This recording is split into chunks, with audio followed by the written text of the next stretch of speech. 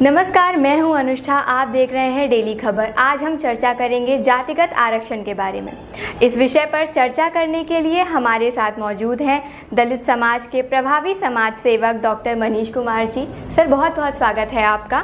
साथ ही हमारे साथ मौजूद हैं संपूर्ण समाज पार्टी के युवा मोर्चा के राष्ट्रीय अध्यक्ष, film director, producer Rajan Mishra ji. Sir, बहुत बहुत स्वागत है आपका। मनीष जी, पहला सवाल मेरा आपसे, जातिगत आरक्षण के पक्ष में भी लोग हैं और विपक्ष में भी, आपकी क्या राय है? जातिगत आरक्षण होना चाहिए या नहीं? मैडम, जातिगत आरक्षण के ऊपर चर्चा करने से पहले हमें उसके इतिहास को जानना बहुत ज़रूरी है। जब से ये समाज बना, 4 जातियों में पूरी तरीके से ये विभक्त है। ब्राह्मण, क्षत्रिय, वैश्य, शूद्र। शूद्र का मतलब समझती हैं आप? नीच जात, जो सारे घटिया काम करते थे, जिनको कहा जाता था ये यही करने के लायक है। हम लोग, देश आज़ाद हुआ उसके बावजूद भी हम लोगों की स्थिति कुछ अच्छी नहीं थी। फिर ये आरक्षण आया, आरक्षण से हम धीरे धीरे ऊपर आए, पढ़े लिखे ऊपर आए। आज देखिए, आपके साथ बैठे हैं, आपके बीच बैठे हैं। ये इसका लाभ है आरक्षण का।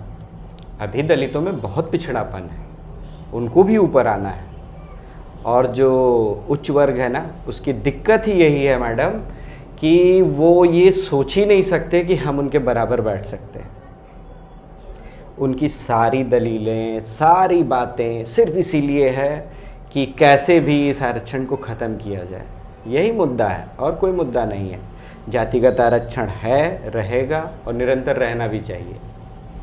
बस मेरी यही राय है। राजन जी, आप क्या कहना चाहेंगे इस बारे में?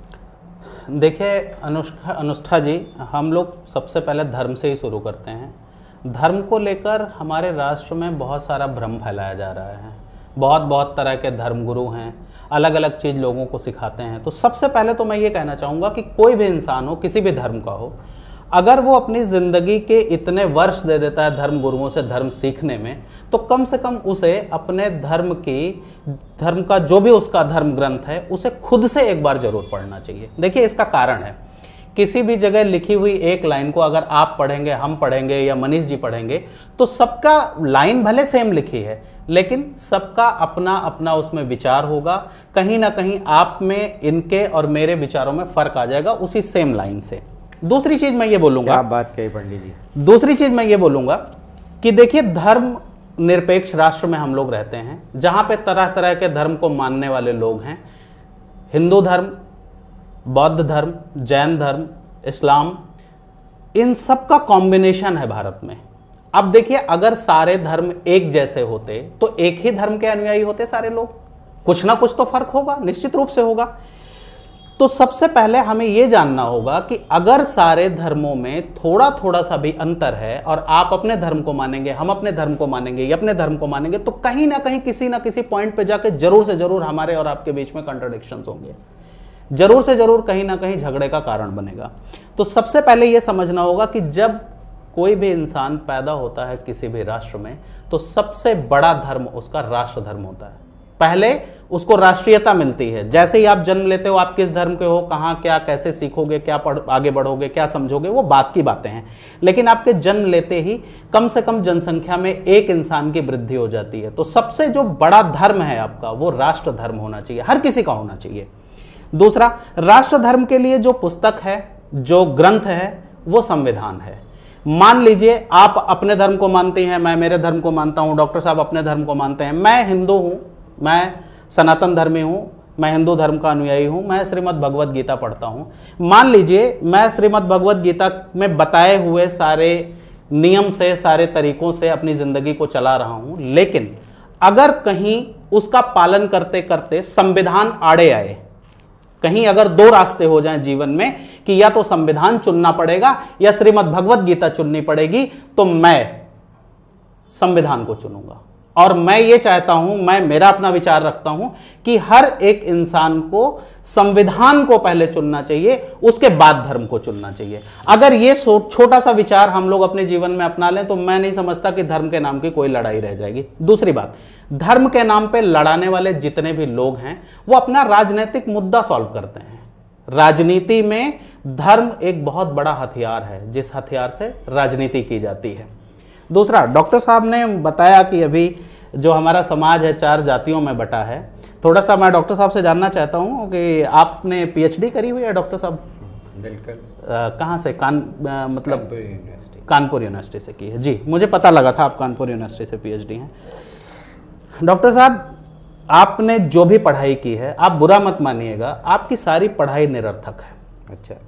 देखिए मैं बताता हूं, आपने बताया कि समाज 4 जातियों में बटा हुआ था। भाई साहब, जाति और वर्ण में जमीन आसमान का अंतर है। मैं आपको बताता हूं, समाज 4 वर्णों में बटा था। ब्राह्मण, क्षत्रिय, वैश्य और शूद्र जातियां नहीं है, वर्ण है। और अगर आप इतिहास में चले जाएं, शुरुआत से हम लोग समझते हैं, जब ब्राह्मण, क्षत्रिय, वैश्य और शूद्र नहीं हुआ करते थे इस समाज में, तो क्या था? कहीं ना कहीं तो ये सिस्टम बनाया गया होगा ना, कभी तो इसकी शुरुआत हुई होगी। और जब इसकी शुरुआत हुई थी तो आप इतिहास उठा के पढ़ लीजिए, तब जितने भी वर्ण बनाए गए थे, ब्राह्मण, क्षत्रिय, वैश्य और शूद्र, वो कर्म के आधार पर बनाए गए थे। जिसका कर्म होता था पढ़ना, पढ़ाना, शिक्षा देना, सिखाना लोगों को, वो ब्राह्मण होते थे। करिएगा पंडित जी, मैं आपको रोक रहा हूँ। क्या ये जातियां नहीं है समाज में 4? ये सुनिए ना सर, ऐसा है डॉक्टर साहब, ब्राह्मण कोई जाति नहीं है, जाति ब्राह्मण के अंदर है। अद्भुत बात है। सुनिए ना, देखिए मैं बताता हूं आपको, हर एक वर्ण में अलग अलग जातियां हैं। ब्राह्मण को ले लेंगे, दुबे, चौबे, त्रिवेदी, शुक्ला। भाई साहब, जाति अलग है, वर्ण अलग है। वर्ण हमेशा कर्म के आधार पे था। रुकिए, मैं आपको पुराने समय से ही समझाता हूं। देखिए, समझ गया नहीं, आप समझना नहीं चाह रहे ना सर। चाहते हैं वो मैं समझ गया, मगर अब ये बताइए क्या ये नहीं, आप जाति की लड़ाई लड़ रहे हैं ना? आप समाज में ये व्याप्त है या नहीं है? बिल्कुल व्याप्त है डॉक्टर साहब। बताइए फिर। मैं बता रहा हूं कैसे। अगर आप जाति की लड़ाई लड़ेंगे ना, तो जाति को कभी परिवर्तित नहीं किया जा सकता। 3000 वर्ष पुरानी प्रथा है जाति। आप किसी भी जाति के हैं, चाहे गरीब होंगे चाहे अमीर होंगे, आप अपनी जाति का परिवर्तन नहीं कर सकते। नहीं, बिल्कुल। लेकिन वर्ण व्यवस्था में परिवर्तन था। मैं बताता हूं आपको, राजा इक्ष्वाकु थे, ब्राह्मण थे वो, उन्हीं के घर में पैदा हुए राजा राम क्षत्रिय थे, और उन्हीं का भाई राजा भरत, उनके लिए क्षत्रिय शब्द का इस्तेमाल कहीं भी नहीं किया गया है। दूसरा, मैं आपको इस पूरी व्यवस्था से पहले का उदाहरण दे रहा हूं। हनुमान जी महाराज थे, वो 4 वर्ण में थे, ब्राह्मण भी थे, क्षत्रिय भी थे, वैश्य भी थे, शूद्र। सुन लीजिएगा, एक मिनट सुनिएगा, आपको ज्ञान होगा, जानकारी मिलेगी। ब्राह्मण का उदाहरण देता हूं उनके। हनुमान चालीसा में है ना, कांधे मूज जनेऊ साजे, तो हनुमान जी महाराज ब्राह्मण थे। और बाएं भुजा असुर दल मारे, तो वो क्षत्रिय थे। और नाहि नौरिन तात में तो ही तुलसीदास जी महाराज लिखते हैं, तो क्या थे वो? वैश्य थे। और हनुमान जी महाराज हमेशा सेवा के लिए एक पैर मोड़ के बैठते हैं, सबसे बड़े सेवक हनुमान जी महाराज है, इसलिए वो शूद्र भी थे। वाह। और परिवर्तनीय है ये बिल्कुल परिवर्तनीय है। ब्राह्मण के घर में पैदा हुए बच्चे अगर युद्ध में भाग लेते थे तो उन्हें क्षत्रिय कहा जाता था।